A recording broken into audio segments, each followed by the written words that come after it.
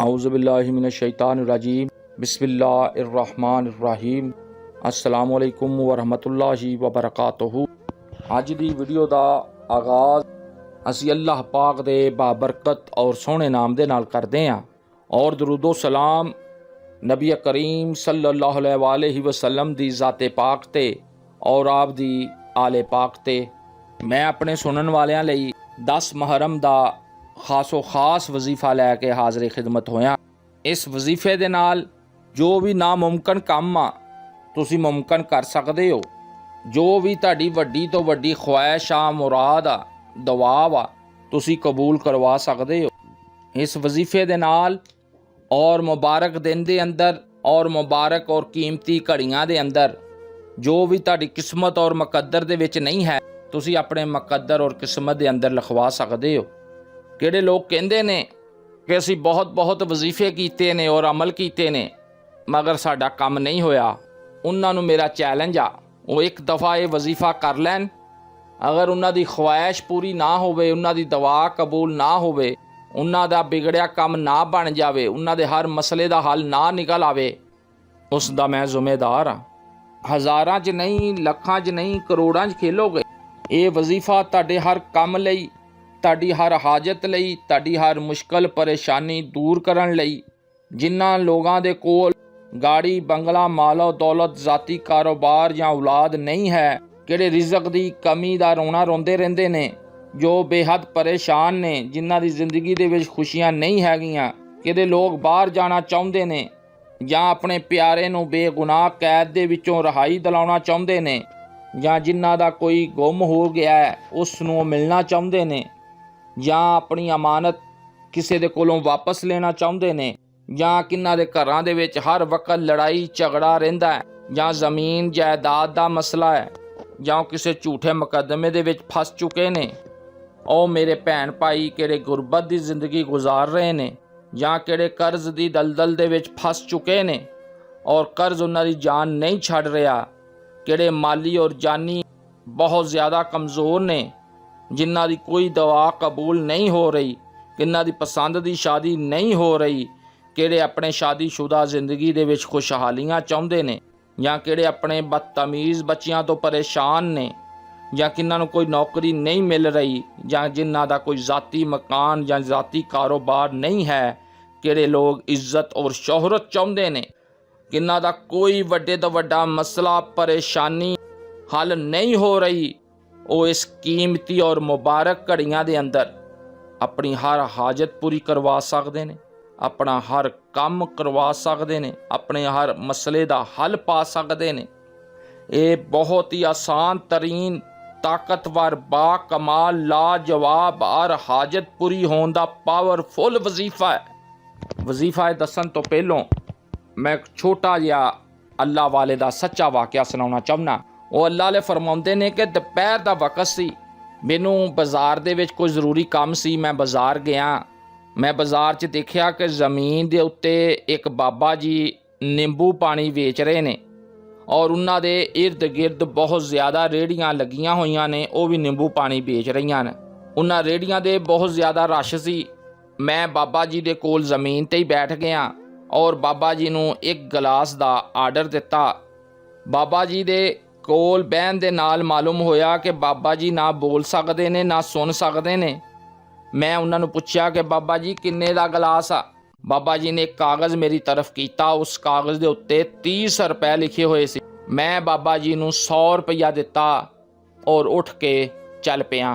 بابا جی میرے پیچھے آئے اور میری کمر تے ہاتھ رکھیا اور مینوں میرے 70 روپیے بقایا دین لگ پے۔ میں کہ بابا جی یہ 70 روپیے بھی تہاڈے ہی نے؟ بابا جی نے پہلوں میری طرف دیکھیا، پھر آسماناں دی طرف دیکھیا اور واپس چلے گئے۔ میں اپنا کام کر کے بس سٹینڈ دی طرف روانہ ہو گیا۔ میرا کچھ سامان ہونا سی۔ میں بس والے نوں پوچھیا کہ کنے پیسے؟ اس نے کہا کہ یہ سامان تسی فری لے جاؤ۔ اج میرا دل چاہ رہا کہ میں تہاڈے کو پیسے نہیں لینے، یہ گل میں اپنی خوشی نال کہہ رہا ہاں۔ وہ میں کہا پچھلی دفعہ تے تو 300 روپیہ میرے کو لیا سی اور اس دفعہ کہہ رہے ہیں میں پیسہ ہی کوئی نہیں لینا۔ اس نے کہا کہ اس دفعہ تہاڈے سامان دے نال ایک ہور بندے دا بھی سامان آیا ہے، ਉਸ ਨੇ ਮੈਨੂੰ ਬਹੁਤ ਜ਼ਿਆਦਾ ਰੁਪਈਏ ਦੇ ਦਿੱਤੇ ਨੇ ਔਰ ਮੈਂ ਉਸ ਰੁਪਈਆਂ ਦੇ ਵਿੱਚ ਬਹੁਤ ਜ਼ਿਆਦਾ ਖੁਸ਼ ਹਾਂ।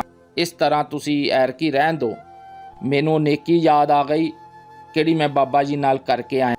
ਕਦੋਂ ਵੀ ਮੇਰੀ ਜੇਬ ਦੇ ਵਿੱਚ ਪੈਸੇ ਘੱਟ ਹੁੰਦੇ ਨੇ ਔਰ ਮੈਨੂੰ ਰਿਜ਼ਕ ਦੀ ਕਮੀ ਦੀ ਪਰੇਸ਼ਾਨੀ ਹੁੰਦੀ ਆ, ਮੈਂ ਕਿਸੇ ਮਜ਼ਦੂਰ ਦੀ ਜਾਂ ਕਿਸੇ ਦਿਹਾੜੀਦਾਰ ਦੀ ਮਦਦ ਕਰ ਦਿੰਦਾ ਵਾਂ ਔਰ ਅੱਲਾਹ ਪਾਕ ਮੇਰੀ ਉਹ ਕਮੀ ਦੂਰ ਕਰ ਦਿੰਦੇ ਨੇ।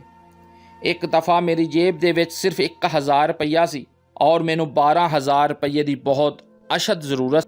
ਮੈਂ ਕੁਛ ਦੇਰ ਸੋਚਦਾ ਰਿਹਾ ਔਰ ਫਿਰ ਸਮਾਨ ਲੈ ਕੇ ਆਪਣੀ ਵਾਲਦਾ ਨੂੰ ਦਿੱਤਾ ਕਿ ਅੰਮੀ ਜੀ ਇਹ ਚਾਵਲ ਬਣਾਓ। ਉਸ ਚਾਵਲਾਂ ਦੇ ਮੈਂ ਪੈਕਟ ਬਣਾਏ ਔਰ ਪੈਕਟ ਬਣਾ ਕੇ ਮੈਂ ਰਸਤੇ ਦੇ ਵਿੱਚ ਕੂੜਾ ਇਕੱਠਾ ਕਰਨ ਵਾਲੇ ਨੂੰ, ਰਕਸ਼ੇ ਵਾਲੇ ਨੂੰ, ਰੇਹੜੀ ਵਾਲੇ ਨੂੰ ਉਹ ਪੈਕਟ ਤਕਸੀਮ ਕਰਦਾ ਆ। ਅਜੇ 1 ਘੰਟਾ ਵੀ ਨਹੀਂ ਗੁਜ਼ਰਿਆ ਮੈਨੂੰ ਇੱਕ ਕਾਲ ਆਈ। ਉਹਨਾਂ ਨੇ ਕਿਹਾ ਜਨਾਬ ਕਿਹੜੀ ਕੱਲ੍ਹ ਡੀਲ ਕੀਤੀ ਸੀ ਉਹ ਡੀਲ ਤੈਅ ਹੋ ਗਈ ਆ ਔਰ 15000 ਰੁਪਈਏ ਤੁਹਾਡੇ ਅਕਾਊਂਟ ਦੇ ਵਿੱਚ ਸ਼ਿਫਟ ਕਰਤੇ ਨੇ। ਮੈਂ ਮੋਬਾਈਲ ਫੋਨ ਇੱਕ ਤਰਫ ਰੱਖਤਾ ਔਰ ਮੁਸਕਰਾਉਣ ਲੱਗ ਪਿਆ ਕਿ ਅੱਲਾਹ ਪਾਕ ਦੀ ਰਾਹ ਦੇ ਵਿੱਚ ਦਿੱਤਾ ਹੋਇਆ ਮਾਲ ਕਦੀ ਵੀ ਨੁਕਸਾਨ ਨਹੀਂ ਦਿੰਦਾ। ਇੱਕ ਬਿਹਤਰੀਨ ਔਰ ਪਾਕ ਤਜਾਰਤ ਆ ਜਿਸ ਦਾ ਫਾਇਦਾ ਹੀ ਫਾਇਦਾ ਹੈ।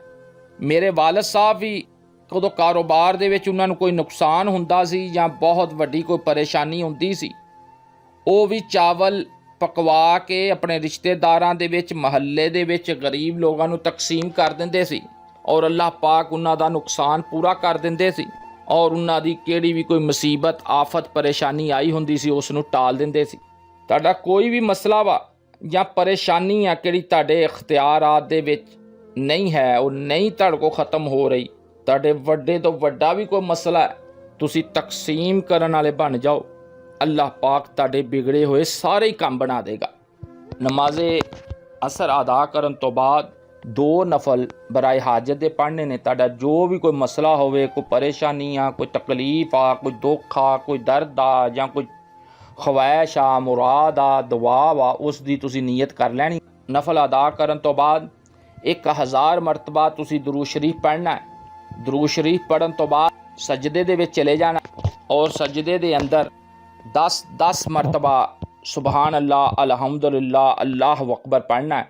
ਔਰ ਇਸ ਤੋਂ ਬਾਅਦ ਜੋ ਅਸੀਂ ਨਮਾਜ਼ ਦੇ ਅੰਦਰ ਸਜਦੇ ਦੀ ਹਾਲਤ ਦੇ ਵਿੱਚ ਤਸਬੀਹ ਪੜ੍ਹਦੇ ਹਾਂ ਉਹ 129 ਮਰਤਬਾ ਪੜ੍ਹਨੀ।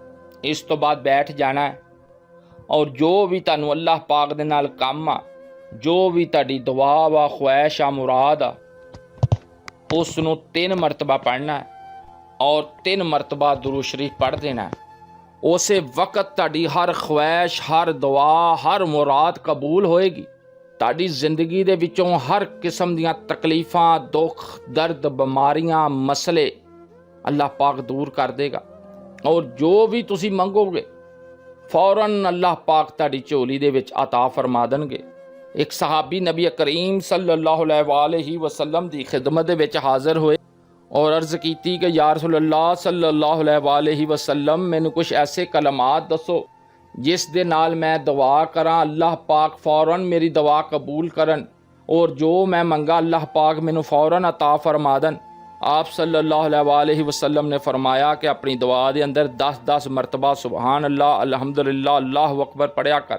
इस तो बाद जो मंगेगा अल्लाह पाक तेनों अता फरमाउणगे और अल्लाह पाक फरमाउणगे कि मैं तेरी दुआ कबूल कर लई, जो कुछ तू मंगया मैं तेनों अता करता। इसलिए बहुत ही कीमती ये घड़ी आ, बहुत ही कीमती ये वक्त आ, इसनूं ज़ाया ना करियो। इस दे अंदर ये वजीफ़ा लाजमी करो और अपनी ज़िंदगी के अंदर खुशियाँ, खुशहालियाँ ले आयो। अल्लाह पाक तानू सब कुछ अता फरमा देंगे और किसी भी चीज़ की अल्लाह पाक ताड़ी ज़िंदगी के अंदर कमी नहीं रहन देंगे। इंशाअल्लाह ताला अल्लाह पाक ताड़ियाँ और साड़ियाँ ख्वाहिशां पूरियां फरमाए, मुल्क पाकिस्तान ते अपनी खास रहमतां और बरकतां नाज़िल फरमाए, इसनूं तरक्कियां और खुशहालियां अता फरमाए। अस्सलामु अलैकुम वरहमतुल्लाहि वबरकातुहू।